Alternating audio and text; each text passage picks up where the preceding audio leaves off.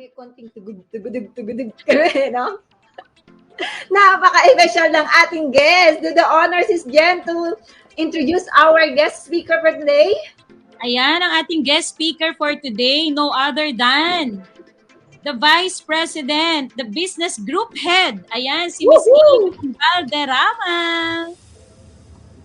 Hi, good morning everyone. Miss Jen, and of course ang ating Freedom Sales people were all tuning into this presentation. So good morning po sa inyong lahat. Nice to be back. Good morning, Miss Aven. Naku, Miss Aven, na-excite na kami talaga. Parang iba yung ngiti namin hanggang dito na. Kasi parang ang dami mong ibibigay na good news.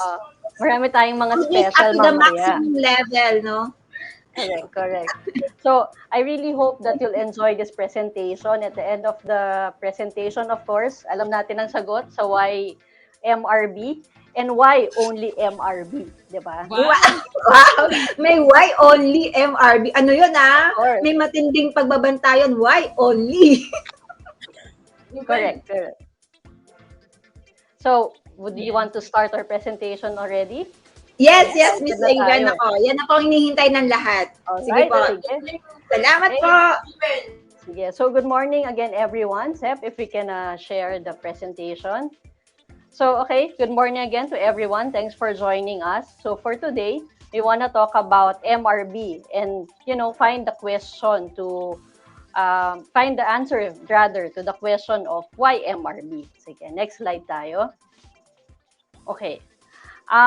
Who among those attending have come across about the paradox of choice? So sa mga hindi pa nakakaalam nito, sa mga meron, well and good na alam nyo po. Pero simple lang naman po ito. 'Di ba? Whenever we go to the grocery, in this case, when we're selecting a flavor of gelato, ang dami-dami nating choices. Ang hirap-hirap mamili. And ang sabi sa paradox of choice, the more choices you have, the less happy you become when you decide. But in this case, I think at the end of this presentation, there will be no unhappiness because there will be only one choice. So alam naman natin yon. Next slide. So it's the same thing when we're selecting our own homes, whether it's our own home, our first home, or an investment. So between verticals that are available, syempre hindi ko sasabihin housing. Verticals tayo.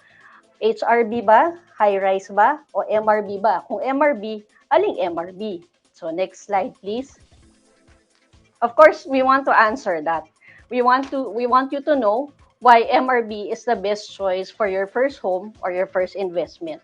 So what are the reasons behind this? So first reason is, of course, number one is location. So you want to invest in a community or in a project where you are, where you have a lot of friends also, or would-be friends. Everyone is friendly, and at the same time, it's located within the city. Whether in the fringes or within the city itself, it's near to the place of work, near to malls, near to schools, accessible via major thoroughfares. At syempre, malapit sa ospital or yun, sabi natin, yung mga eskwelahan. And right now, we want to have that green consciousness also. Yung bahay ba natin, natitirhan natin, we're able to save. When you say green consciousness, it's not just, having a lot of plants. I know maraming plantitos and plantitas here coming from the 2-year pandemic period, diba? Wala na tayo noon, wala nang pandemic, wala nang coronavirus na sinasabi. So it's not just simply having a lot of plants, but also saving energy. So yung tinitirhan ba natin, are we able to save on electricity, on water? So in MRBs, you will make the right choice. So if you go to the next slide, we also want to tell you that our locations in MRBs are right smack in the middle of everything. May it be current thoroughfares or future projects via the build projects of the government. Example lang yan, for Belize Oasis in Alabang, It's very near the Skyway Expansion Project, the North-South Commuter Railway Project, and also the LRT Cavite Extension. And if you go further, you go south. Next slide, please. Oh, you go south pa rin naman to. One of our major projects also, and I think this is one of your favorites, Panglao Oasis.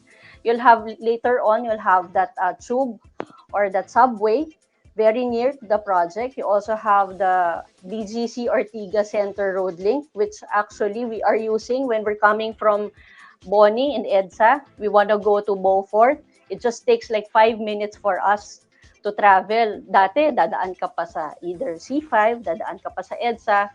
Maswerte ka pag traffic pa. It will take you what? Minimum 30 minutes to go to Beaufort. But right now, it's just a breeze. 5 minutes and you're there.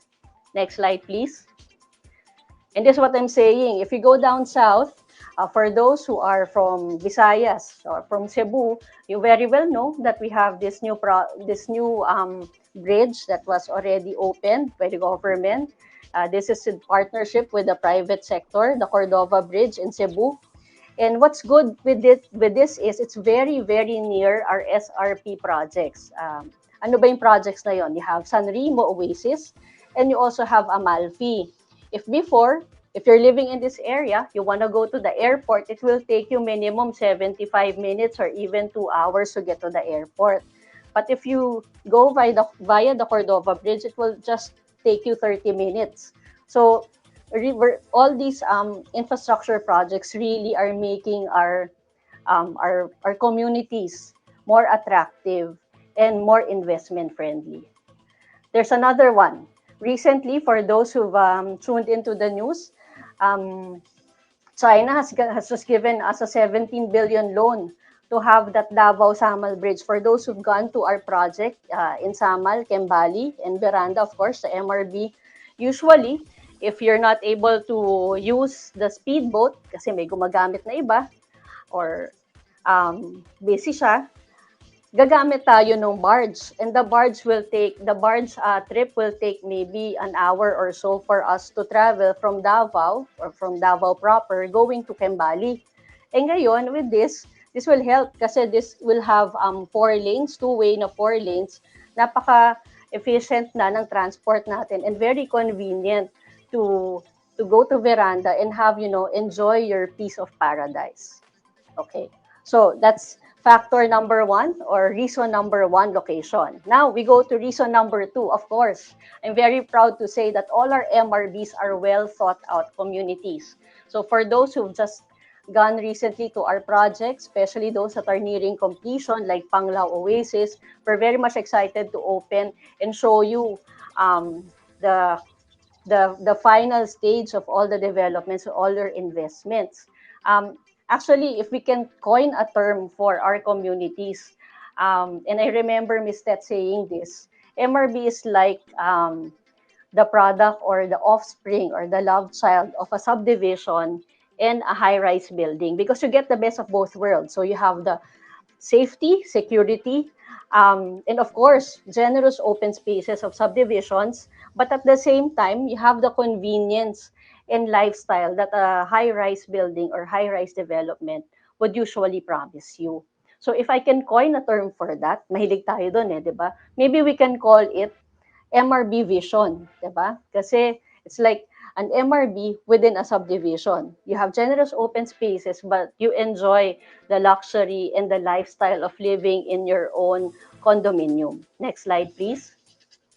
So of course, in all our MRBs, we promise safety and security. We all have our beautiful gate. We have our perimeter fences, and of course, we have 24/7 security and very good and efficient property management. Of course, from our partners, Colliers, or even of course our very own Pro Excel.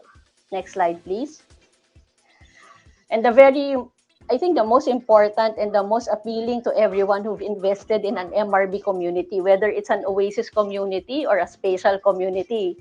As sinasabi to kanina ni Ms. Jane, it's like living every day as if it's a holiday. So you have that authentic resort vibe because of our clubhouse, our beautiful clubhouse, our swimming pools. In fact, we don't just have one swimming pool, but we have several swimming pools in each of our communities. It's not only those MRBs found here in Metro Manila, but if you go to our projects in Visayas and Mindanao, it's very consistent. You have a lot of generous amenities and a lot of function rooms and a lot of open spaces that you can enjoy with your family. Next slide, please. Okay. I've been mentioning about open spaces for a bit, no? And to tell you frankly, we are very proud that we have 70% open space in each of our communities, or 60 to 70%. What does that mean? Kung meron tayong lupa na 1 hektarya, 70% nun or 7,000 square meters nun ay open space. So, 30% na lang or 3,000 square meters ang ino-occupy ng mga buildings natin. So, it's very, very generous. If you think about it, pag may bahay ka, 'di ba? Maliit na lang yung open space mo. Pag nasa subdivision ka, you just have, maybe a small amenity area, the clubhouse area. Pero dito, parang ang maliit yung buildable area kung nasan yung condominiums na nakatayo. Ang mas malaki, yung open spaces where we can live, we can enjoy, we can run every day in our own communities. Next slide, please. Okay, so this is just the next slides will show you what kind of amenities, what kind of function rooms or whatnot you can enjoy in each of our MRB projects. Okay, let's go through each slide, Sep. So yeah, example would be your sports amenities, of course, basketball courts, you have your swimming pool. In some cases, would have our pet areas also, and jogging trails, because we want to advocate, of course, healthy living also, and that healthy lifestyle. And then also, one of the important concept that we have with our MRBs of late would be the ventilite concept. Kasi kahit nakatira ka sa building, we are assuring you that your units, wherever you stay, you have enough ventilation and natural light coming into your own homes. And if you look at it also, along our open spaces within the buildings, our hallways, meron din tayong enough ventilation and natural light. Okay, next slide. So, just to go back, number one reason is the location, of course. Number two is having well thought out communities or the project itself. The third would be, especially for those who are gearing toward investing their hard-earned money, why invest in MRBs? It's very easy. The answer is that there is property value appreciation in MRB. So case in point is Belize Oasis. In 2019, we launched this. We were selling at how much? 159,000 per square meter. And by the end of this year, we project that we will be selling at close to 180,000. Next slide. For Alta naman, in Valenzuela, for those who bought early, maybe you got your condos at 3.5 million all in. Pero ngayon, pag bumili ka, after 10 years, kasi yan yung presyo ng 2021, no? If you buy 10 years from now, the price tag will be a little over 6 million. So how much is that? That's close to 50% appreciation, no? So ganun kalaki yung kikitain nyo, especially if you're looking at the investment angle. Next slide. Okay. Futura East also, we launched this sometime 2018, 2019. We're now selling close to 4 million.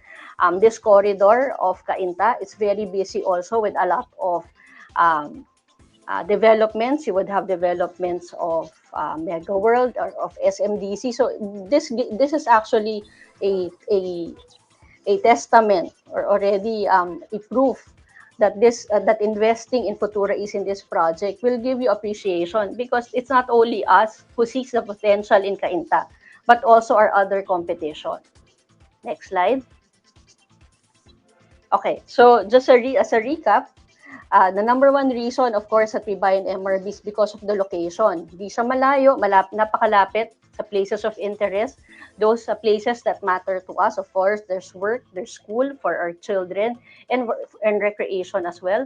Second is that we are living in well thought out communities. The third is that we have property value appreciation. And fourth, which is also linked to reason number 3, yung property value appreciation. If you invest, of course, you want to reap also the benefits of your investment. You want to rent it out. And in some cases,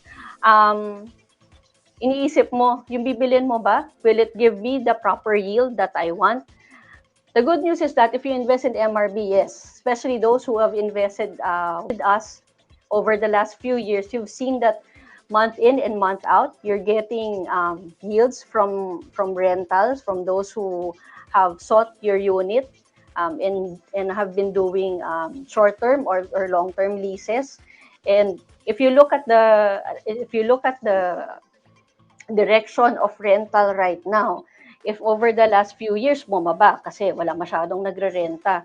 Right now, we're practically back to how it was pre-pandemic. Ang dami na ulit bumabalik sa syudad because of work, because of school also. And because of that, rental will be triggered for sure. So we're very confident with that. Next slide, please.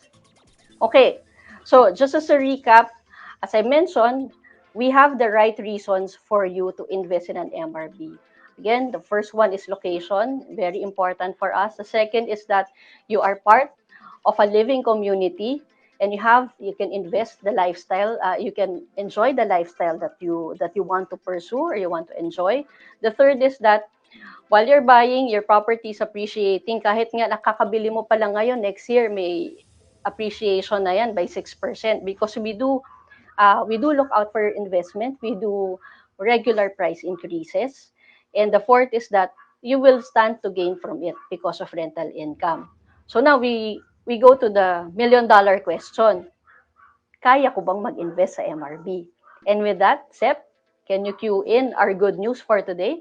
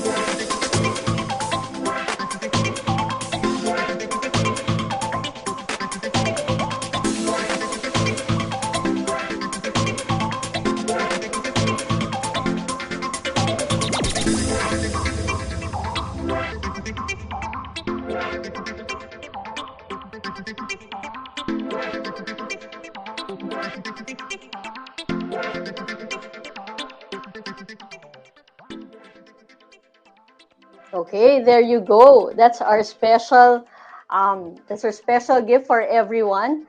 Sabi nga, for freedom fighters like you, every day is Independence Day. Tama ba, Miss Jane and Miss Jen? Yes, yes, yes, Miss Abel. Laging freedom, freedom, freedom. Tama. So just to recap, no, some people might not have been able to follow that, but this is a special promo for freedom fighters or for freedom sales and all our investors out there. We're offering our MRBs or condo units for as low as 6,000 for studios. So saan ka naman doon, 'di ba?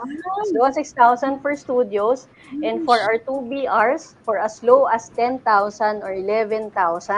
So we all know that you want to invest, you want to have your own piece of investment. So we're making it easier and convenient for everyone to do so.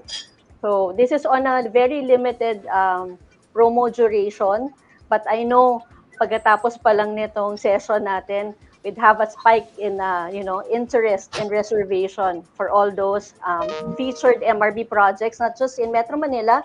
We also have that promo for our project in Dagupan, and also in Visayas and in CDO in Misamis Oriental.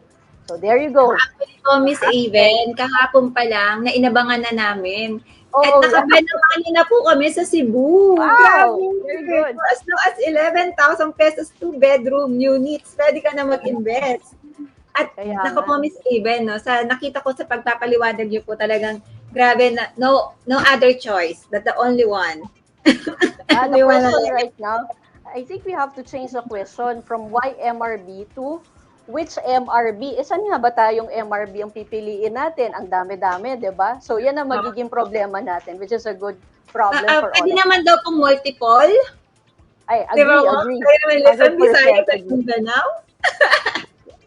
Dapat, At ano, dapat per reason, Miss Jane, meron dapat.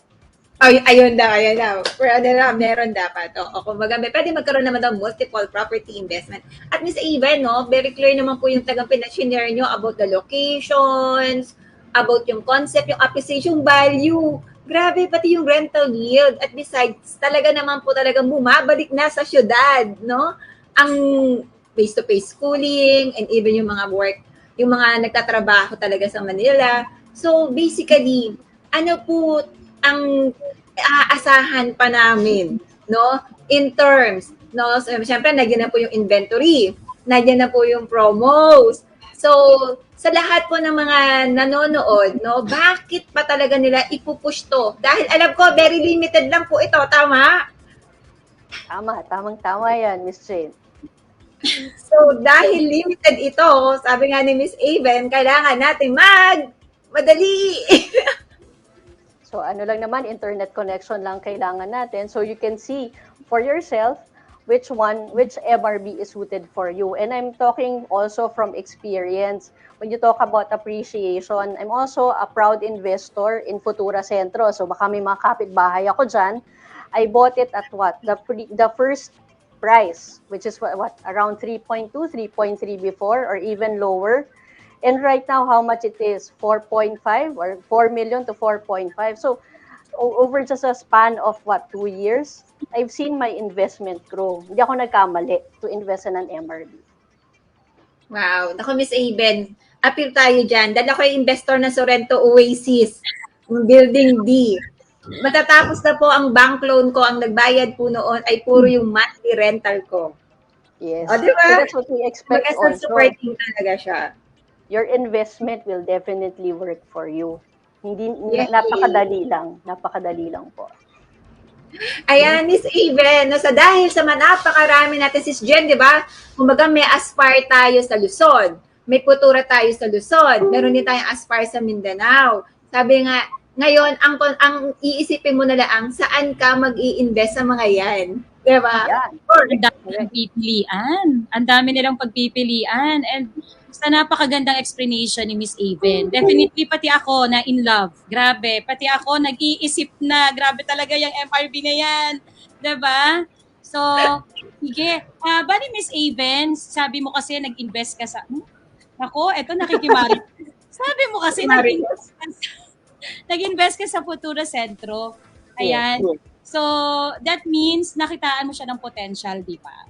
Nakitaan mo talaga ng sobrang ganda at laki ng potential ng project na yan. Just imagine ang nag-e-explain sa atin, ang nag-explain ng about sa MRB ay talaga namang investor talaga ng MRB. So ano pang inaantay natin, mga kasamahan? At hindi lang yan. Inaral niyang mabuti ang proyektong itatayo niya because he's our VP of Business Group Head. Diba? Nako, Miss Aven, mukhang magmamadali ka mag-replenish agad ng inventory ng Futura Centro sa pagkakasabi mo na ikaw investor ng Futura Centro. Correct. Kung inventory lang pag-uusapan, don't worry, we have enough inventory for you. So I'm very sure everyone who wants to have a piece of their investment can very well invest in their own on their own right now. At syempre, since investor ako doon, I will make sure that your investment again will work for you at tataas talaga ang value ng investment ninyo. Para happy tayong lahat. Ayan, may nanalo na. Ayan na, Jen. Alam na ang sagot. Tara na. Huwag na natin patagalin. Mag-hold na. Marami na nga nagchat-chat sa akin ngayon. Nako, ayan na nga ba sinasabi ko. Grabe. At kaya naman, Miss Aven, sige po. For sure, ang parang may mga questions ba? Tingnan na po natin kung may mga questions. Kasi nasagot nyo na po lahat sa mga presentations nyo. Even yung rental, yung rental yield, pinakita nyo na rin po. Appreciation value, pinakita nyo na rin po. Yung location, kung bakit nakaka-inlove at even yung pinag-aagawan, yung mga vicinity natin, di ba? Pagdating sa business district area. At eto na. Ay naku, mukhang wala naman sila. Wow, saan ka pa lahat ay nandyan na. Tayo na lang ang kulang. So tara na. Napapawaw na lang sila, na-amaze. Oo nga parang, oh wow. So eto na po talaga. Miss Aven, last message po. No? Para po maiwan po sa amin. No, na atin pong mga kababayan na iyan na naghahangad na po ng kanilang mga MRD units. Yeah. Maybe the last message that I can share with everyone, and I'm gonna borrow this from Ms. Tet and Sir Terence. The time to invest was yesterday. So kung hindi pa kayo nag-i-invest, you probably would have to do a very hard think tonight and look for that where your money will definitely grow. And if you wait for tomorrow, the chances are you don't have that investment anymore, or you will just place it in something that will not make you happy in the years to come. So whether it's an MRB, of course, I'm speaking as a member of Filinvest, whether it's an MRB, a high-rise unit, or even your own house in a subdivision, the more important thing right now is that whenever you have extra money, let's invest that in something that really grows and doesn't depreciate in value. So I'm looking forward to seeing more investors and more neighbors from our Freedom Sales brothers and sisters or friends, and tas magkita-kita tayo doon. Let's have coffee or snacks or even a drink in our future community. So thank you very much for today. Thank you for the opportunity to be with you also, and good morning to everyone. Wow, grabe. Uy, Miss Aven, abangan namin yan. Malamang umaga, tanghali, gabi, may ka-coffee break ka. Yes. Of course. Sige. Ibang dali-dali na tinitingnan mo na lang, pumapasok na lang yung rental sa account mo without any worry on how to pay for your monthly amortization. Yes, so that's how it is with MRB. Ayan, Miss Aven, maraming salamat po. Sabi nga, busog, lusog, sarap. No, saan ka pa? Punong-puno na po. Ayan, marami pa. Ating pong pasalamatan si Miss Aven Baderama, our VP Business Group Head. Thank you po, Miss Aven. Thank you so much.